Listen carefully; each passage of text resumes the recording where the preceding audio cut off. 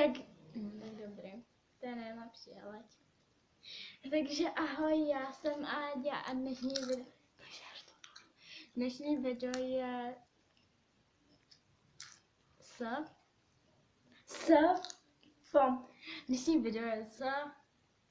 mnou. no s Peťou, takže a její Facebook popisku.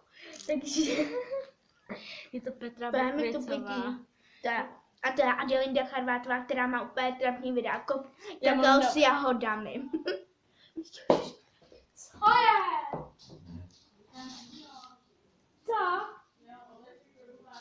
Ukaž.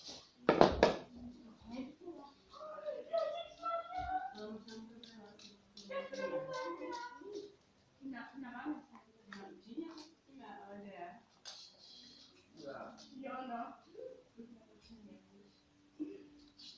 Ježiši. Počkejte chvíli. Omlouváme se za pauzu. No, protože přišla moje ségra, která úplně přivezla prostě trabu. Já jsem to tady střelovala asi hodinu. Takže dnešní video bude, že bude mít Zpívat básničku nebo písničku o bramburkách. takže to je jedno, co musí. Tak to úplně Áďa. Takže mám tady ty, takže vždycky se tamhle pejka, prostě ta, co říká, tak a ta druhá se oddálí. Takže moje moje bramburky jsou tady a utíkají za slávou a do továrny na bramburky utíkají za svým snem.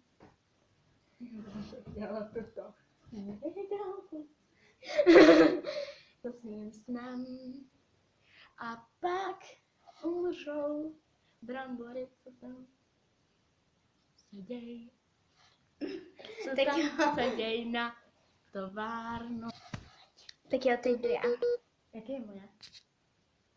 Tohle má. O, bramburky solené. Proč nejste i paprikové?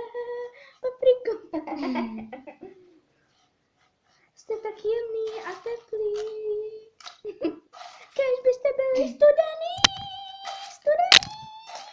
Dej si to uklízet. Bramburky moje.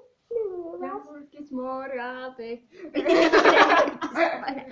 Já jsem zase kvůli nějakým...